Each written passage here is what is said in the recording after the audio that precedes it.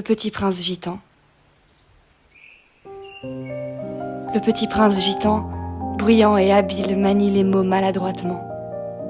Il danse avec la pluie et transforme les châteaux vides en fêtes pour enfants. Je le regarde se grandir, mimer ce qu'il croit être lui, dessiner ce que son esprit lui murmure, inventer ce que la vie doit être quand elle est choisie.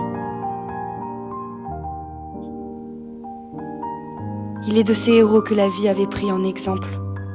Au lever de son jour, ce sont déjà les étoiles qui le contemplent.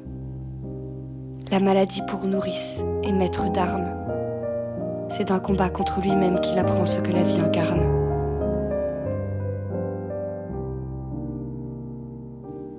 Cet enfant roi revêt des images de famille sur ses déchirures.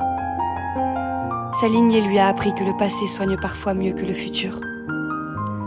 Alors, de sa tribu éternelle, de son peuple fier, le jeune roi comprend que dans le monde qu'il se construit, l'amour ne saurait être moins vaste et profond que la mer. Désespérément définitif quand une blessure s'ouvre sur son corps, il préférera attendre que le monde soit prêt en espérant l'aurore. Il y construira son palais, sans nous, en attendant son clan, et sera heureux de voir les étoiles qui le narguaient quand il était enfant.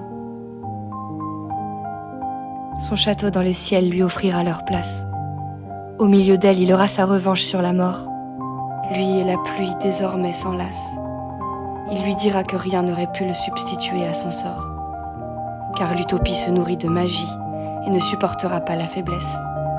Parente de la vie elle-même, elle se différencie par leurs promesses.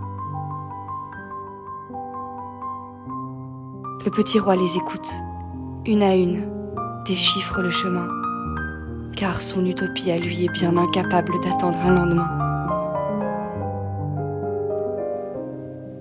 Écrire une légende au futur qui sonne comme un conte pour enfants.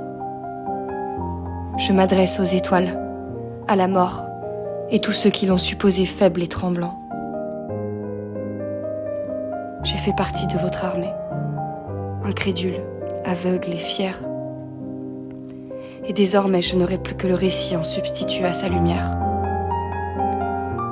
Je n'ai pas réussi à apprendre sa danse, ni à devenir son égal. Trop souvent témoin de mirages, aisément effrayé par le mystère.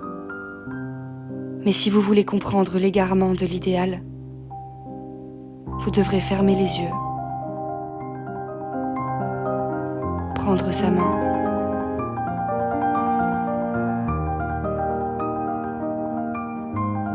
et renoncer à la guerre.